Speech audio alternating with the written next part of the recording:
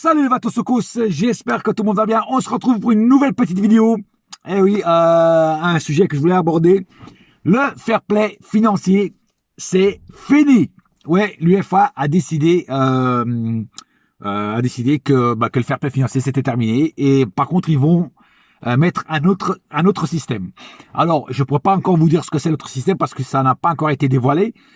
Mais je pense que ça serait un truc différent. Je pense que voilà, ce qui se dit, pardon, c'est que les clubs seront plus à l'aise pour faire leur mercato. Voilà, c'est-à-dire qu'ils pourront faire ce qu'ils veulent à peu près. Donc le PSG et le Qatar en général va faire fondre la carte bleue.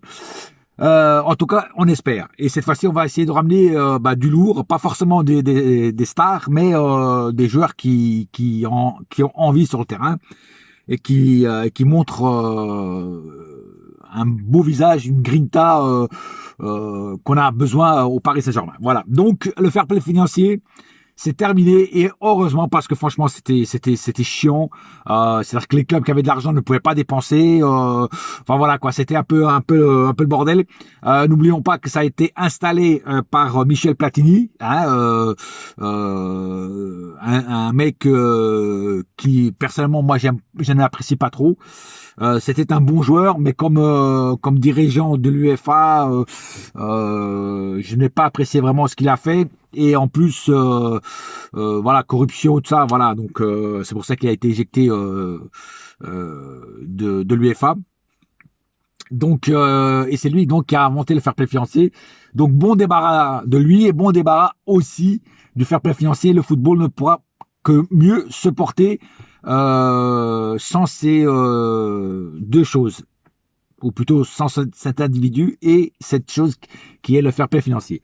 Voilà, donc on espère un mercato intéressant, un mercato très fort de la part du Paris Saint-Germain cet été, et donc qui nous ramène et qui nous vend des joueurs qu'on n'a plus besoin et qui nous ramène du lourd tout simplement. C'est ce qu'on attend, nous, supporters parisiens. Maintenant, je voudrais aborder un autre sujet qui est la rumeur Icardi, qui serait donc en partance, en prêt pour, enfin, ce qu'on entend, la Roma.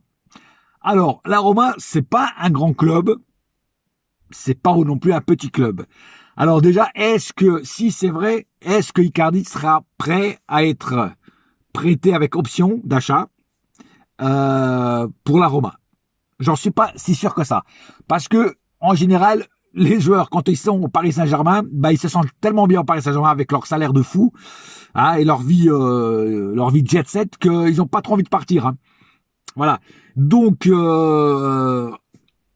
voilà. Si c'est vrai, est-ce que c'est une bonne chose ou pas? Moi, mon opinion, c'est que, voilà, Moïse Kean, franchement, a pris le pouvoir. Moïse Kean a pris largement la place de Icardi. Parce que Icardi n'est plus affûté comme il était avant quand il était à l'Inter. Déjà, il a grossi, il a pris du poids. Bon, après ça, c'est un peu c'est sa faute à lui et la faute aussi de sa femme qui n'arrête pas de lui envoyer des calories avec des gâteaux Oreo et enfin des puddings flan Oreo et je sais pas quoi et des barbecues en veux-tu en voilà. Donc le mec il sait pas se contrôler, il n'arrête pas de bouffer, donc il a pris du poids et donc il n'est pas aussi affûté qu'avant. Et Moïse Kean, donc comme je disais, a pris le pouvoir. Un Moïse Kean qui pour moi est un joueur qu'il faudra absolument enlever l'option d'achat et l'acheter, parce que c'est un joueur jeune et avec un profil atypique, c'est-à-dire un profil un peu à la Cavani. Moi, il me fait beaucoup penser à Cavani parce que il est très efficace devant le but, comme était Cavani à l'époque, et aussi il fait des replis défensifs, il vient défendre, et ça fait plaisir de voir un joueur comme ça. Donc c'est un peu le même profil que Cavani, en plus jeune. Et voilà. Et moi, c'est un joueur qui me plaît énormément. Il faut le garder absolument. Moi, je me rappelle de ces pseudo-supporters qu'il avait déjà jugé sur un match, sur son premier match qu'il avait raté. Il disait ouais, il est pourri, on l'en veut pas. Blablabla. Le mec, il juge sur un match, quoi. C'est un truc de fou, quoi. Moi, j'avais dit d'ailleurs, j'avais laissé un commentaire sur ce groupe en disant vous êtes tous des putains de footix. Vous jugez un mec sur un match, c'est un truc de fou, frère. Le mec, il vient d'arriver, il vient de poser ses valises, vous êtes déjà en train de dire qu'il est pourri.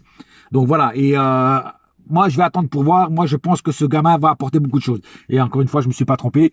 Un peu comme Bernat. Bernat, j'avais dit dès le premier match, ce mec va faire du sale. Eh ben, je me suis pas trompé non plus. Alors, je dis pas que j'ai la science exacte à chaque fois. Je me suis déjà trompé sur des joueurs. Mais voilà. Donc, voilà. Moïse Kean, franchement, a fermé des bouches et a fait changer d'avis beaucoup de monde. Un peu aussi comme Danilo là dernièrement, qui a été critiqué. Et maintenant, beaucoup de gens retournent leur veste en disant ouais, finalement Danilo puissant, Danilo ceci, Danilo cela. Bah ouais, moi je dis toujours il faut laisser le temps au temps et surtout les faire jouer, leur donner de la confiance et surtout les faire jouer à leur poste parce que Tuchel ne faisait pas jouer Danilo à son poste, donc ça perturbait le gars et c'est normal. Maintenant qu'il joue à son poste, qu'il voit que Pochettino le fait jouer souvent titulaire et franchement, voilà, le mec il est là. Et pareil pour Moïse Kean. Moïse Kean a prouvé qu'il était là, que c'est un bon joueur. Donc, le mercato de Leonardo, pour ceux qui critiquent aussi Leonardo, le mercato de Leonardo est au top. Moïse Kean au top, Danilo au top et Rafinha au top. Voilà, que demande le peuple. Donc, revenons à Icardi. Alors, est-ce que ça serait une bonne chose ou pas? Moi, je pense qu'il faut quand même lui laisser une deuxième chance. Je pense qu'il faut lui laisser une deuxième chance... le temps qu'il revienne de s'intégrer parce que bon, son grand défaut à lui, c'est qu'il sort pas de sa surface. Ça, tout le monde le sait. Voilà. Mais, et Moïse Kean sort de sa surface, sort de sa zone de confort et Icardi, non, reste dans sa zone de confort. Et c'est ça qu'on reproche à Icardi, c'est qu'il fait pas d'efforts, il marche sur le terrain et ça, il faut qu'il fasse des efforts là-dessus. Après, moi, comme je dis, je suis toujours pour donner une deuxième chance aux joueurs. Quand je sais que le joueur a de la qualité et que c'est un joueur qui a beaucoup de qualité technique et voilà, et c'est pour ça que je dis qu'il faut lui laisser une deuxième chance, pardon. Après, ça dépendra aussi du mercato que Leonardo va faire. S'il nous ramène un Messi ou un CR7, ça va être chaud pour Icardi. Je vous dis franchement, ça va être Icardi la cible. Ça va être lui qui va payer les pots cassés. Voilà. Si un de ces joueurs-là vient, je pense que ça sera Icardi qui sera sacrifié et non pas Moïse Kean, non pas un Di Maria, un truc comme ça qui vient de renouveler son contrat. Voilà. Donc il faudra attendre le mercato pour voir si on doit sacrifier et vendre Icardi ou si on doit le garder et lui laisser une deuxième chance. Laissez vos commentaires en bas de cette vidéo. Est-ce qu'on doit lui laisser une deuxième chance ou le vendre en prêt?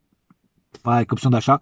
Voilà, laissez ce que vous en pensez. Laissez aussi, dites ce que vous en pensez de l'affaire Icardi. Mais attention, pour l'instant, ce n'est qu'une rumeur. Donc, je parle juste de la rumeur, si ça serait vrai ou pas. Hein. Il n'y a rien de concret, il n'y a rien d'officiel. Hein. Voilà. Sur ce, j'ai pas plus à dire sur cette vidéo. Voilà, donc en ce moment, c'est la trêve internationale, il n'y a pas beaucoup de sujets à parler sur le Paris Saint-Germain. J'essaierai, dès qu'il y a des sujets intéressants, d'en parler. Et on se retrouve aussi après pour les débriefs d'après-match, juste après la trêve internationale. Ce soir, la France, je sais pas si elle joue, en tout cas Montbled joue le Portugal contre l'Azerbaïdjan. Et moi, je vais regarder le match, ça passe sur l'équipe 21. Et je vais regarder le match avec comment dire, avec mes yeux bien ouverts. C'est pas ça que je voulais dire, mais c'est pas grave. Sur ce, n'oubliez pas une chose, un seul club, un seul cœur, c'est Paris ma gueule. Yes, my friend. Et la saga continue. Allez, bouya!